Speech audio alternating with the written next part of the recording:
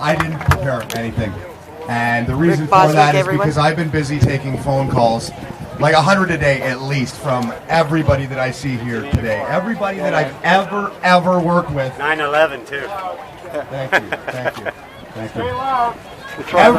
Every fine Canadian and patriotic person that I've ever had the privilege to work with is here. And that says something. So first off, I want the front of this crowd to give a big cheer, a big shout out to the Quebec people. I'm so happy that nations, provinces are coming together. We're putting everything aside. There is no more time left.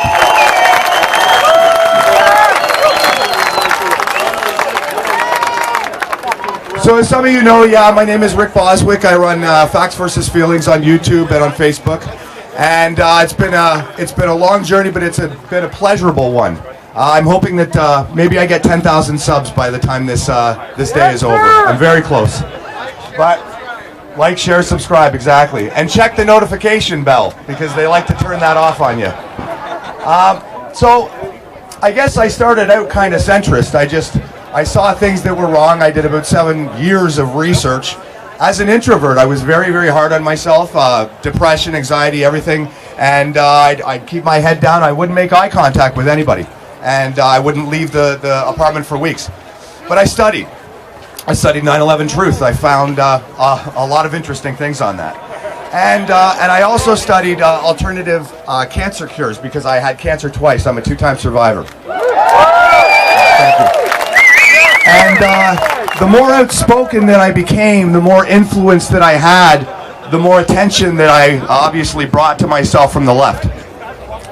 And we see what obviously media does. We see the false narrative, and they're swaying public opinion. That's why we don't have 50,000 people here or 100,000 people, because it's unpopular what we're talking about. And we get demonized by the people that are suffering from cognitive dissonance that you know, in the face of facts that go against everything that they believe, they will double down. Fake news! And it's a scary thing. But what I see here with the bigger numbers is that as a patriotic community, we are coming together. So we've had smaller events. We've had, Dan Dubois from C3. He was usually the biggest turnout for the year, 300-400 people. But now we're family.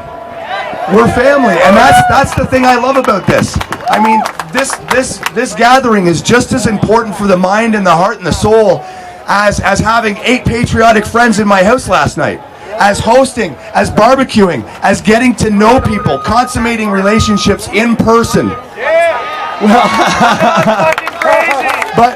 but anyway, so things picked up last year when and I got to give a shout out to Derek Story wherever he is.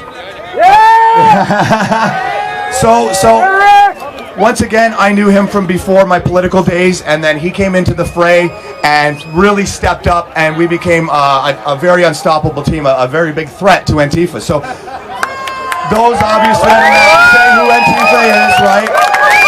But we were used to the pussycats here that don't get violent. We weren't used to the radicals in Toronto, and we exposed them. We exposed a lot of them, and thank you to Mindy Thomas, wherever she is, and the people that work with Antifa Exposed for bringing us information on these people. And the real danger here, and the physical threat is overwhelming. Like when we went, and a lot of people are going to disagree with the Gage Park, the Pride Park. I went with the Christians. The Christians have been doing it forever. For like 7 years, they've been going to different Pride events. And nobody expected what we saw at Pride in 2018, 2019. Yeah, last year.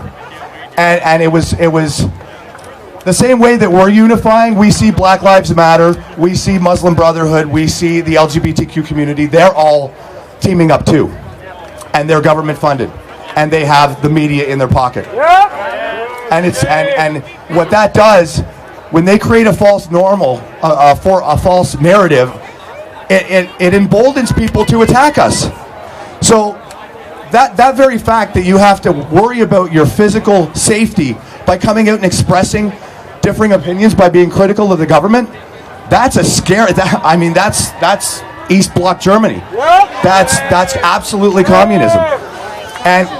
And we see obviously with Norman. You saw Norman. He tried to go through the system. He tried. Yeah, cheer for Norman. And I'm honored to work with this man. I'm honored to work with this man. Yeah, we are all Norman. We are Norman. We are Norman. We are Norman. We are Norman. We are Norman. We are Norman. We are Norman. So, anyway, yeah. Once we went to Toronto and really we got exposed to how violent Antifa could be, he got locked out of the courts. We've been trying the courts, and they're playing their games in the courts. And we've been following the rule of law. We've been peaceful. But you saw, obviously, if you watch my footage, you saw what they did at Pride. You saw when they found out that Pan Man, the guy who defended us with his helmet, defended us. Yeah! He defended us. You can look at the footage. I've broken it down. And they get a pass. They get a pass. The week after, for retribution, we got hunted for 8 blocks through the downtown core. Many assaults, blocking our path, false imprisonment. Jack Reynolds, wherever he is, a 70-year-old man hit in the head with a brick. And Ed, wherever he is, attempted murder, and that's, they got back finally and said that's a civil matter.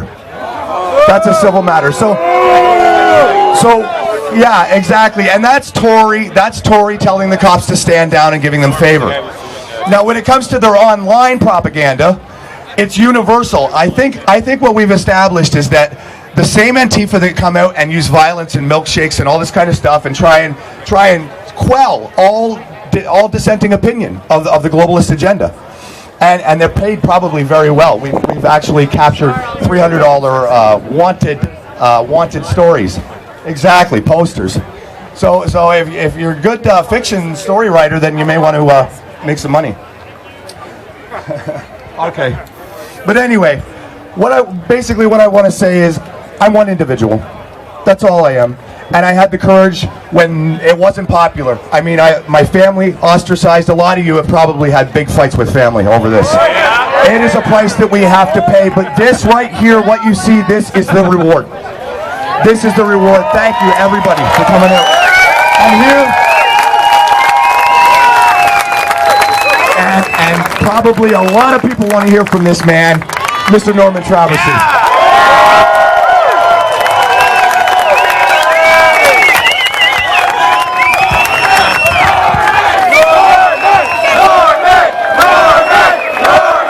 God bless you all. And God bless those who served. And God bless our veterans and first responders. A year ago, I never thought I'd be here. I never thought I'd be here with you.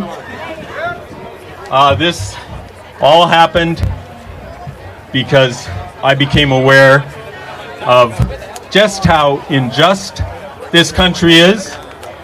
The corruption, the criminality, the injustice, and the depravity that we have in our so-called ruling elite.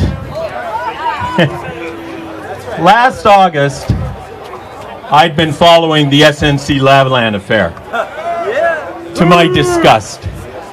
And last August, I saw a YouTube video of Commissioner Brenda Lucki. And she was saluting in her red serge dress Mountie uniform. And while she was saluting, Justin Trudeau came up to her, embraced her, and kissed her on both cheeks. And I thought, what contempt that man has for that person and for the office she holds. I said, I knew the RCMP was crooked, but they're almost literally in bed with the ruling elite. Well, that was it for me. I'm just an ex-firefighter. I'm not a lawyer, but I do know that I have the right to file what's called a private prosecution. And I did. I drafted one up, myself, and I went to the Ottawa courthouse. And the JP there, he says, well, go for a coffee. You know, I'm going to have a meeting. I came back after half an hour and he said, will you swear to the best of your knowledge that what's in this document is true? And I swore in a Bible that it was true. Yeah! And he said, your pre-uncut hearing, that's the hearing where they decide whether you're bogus or not. Your pre-uncut hearing is going to be in 8 days. 8 days. So I showed up 8 days later with a lot of evidence. I'd spent a lot of money getting a man named Gary McHale as my witness. And we showed up a half hour early for our hearing. And a number of other people showed up as well at the Ottawa courthouse right down the street. And we were told, oh, the judge is sick. So the Ottawa courthouse that day only had one judge. And that judge was sick. So they couldn't deal with the matter of Traversy versus Trudeau. Couldn't do it. So they said, okay, your hearing's going to be in a month, October the 4th. Once again, at great expense, I got my witness out, compiled a basket full of evidence. We had 12 thumb drives with the phone calls from various people harassing Jody Wilson-Raybould, who is the Attorney General of Canada. We had it all. I was there with my witnesses. A number of people were there for moral support. Room 14, the Ottawa courthouse. We were there a half hour early. Door was locked. I knocked on the door. Nothing.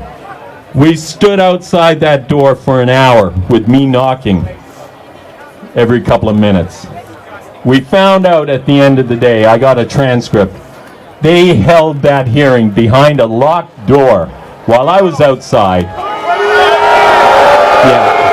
They invoked the McHale principle for lack of evidence, and I had Gary McHale standing next to me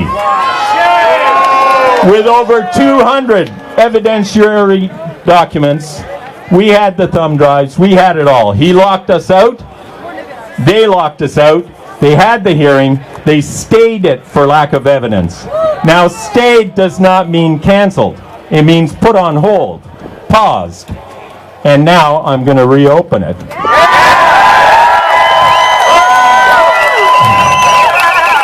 But that's not why we're here today. We're here today because on Dominion Day, July 1st, the USMCA comes into effect. The United States, Mexico, and Canada trade agreement comes into effect now. Now, Section 27 of that trade agreement states that all three co-signers must address corruption in their countries. If they do not address the corruption in their countries, tariffs can be laid. Now, this document, I had a team of people that were legally trained. Like I said, I was just a firefighter. I'm not a lawyer. I did do an outline. This contains a cover letter. We're handing them out. They'll be available online at justiceforcanada.ca. The entire document will be available as of 12 o'clock, as of now. And this has a cover letter where it's addressed to President Trump and President Maduro. Now, this document has a 6-page legal brief, and that 6-page legal brief addresses only 3 issues out of the dozens of issues that we have in this country. The first one, which is, I know, President Trump's most important priority, is children. Child trafficking by the Children's Services, the Children's Aid Society, who are kidnapping children and selling babies. We've got the proof. The second section of this 6-page document concerns corporate corruption, and that is SNC Lavalin and Trudeau. Now, the third one concerns the workplace safety boards, which affects all of us. These workplace safety boards across Canada are amassing tens of billions, and they are investing that money illegally in the stock market in Canada and the US. Ontario has a $52 billion surplus with the WSIB. I told that to Premier Ford, and he said he'd check on it. Within 10 days, he lowered the rates by 3% for employers. He did not do anything about the injured workers. Now, this money is supposed to be held in trust. These workplace safety boards are public trusts. They are not for profit, yet they are for profit. And they're profiting from all of us, all these employers. Now, this money is being laundered through the British Columbia Investment Management Corporation, the BCIMC, and it is then going on to the American and Canadian stock markets illegally through shell companies like Quadrille and Granite. Look it up. Now, this is huge, and this is going to get fixed for all of us. For all the first responders, we have triple the rate of first responder suicide in Ontario per capita compared to the rest of the country. Why is that? Why is it? Is it because there's a $52 billion surplus that should be going to the injured? Okay, that's what's going to be in the brief. There's lots more we could put in the brief, but what we're going to do is we're going to serve this along with 192 pages of evidence and signed sworn affidavits. Now, the White House has already gotten this electronically, and they have given us a receipt. So, I'm going to walk to the embassy with anybody that will come with me, and I'm going to deliver this. Okay? Okay.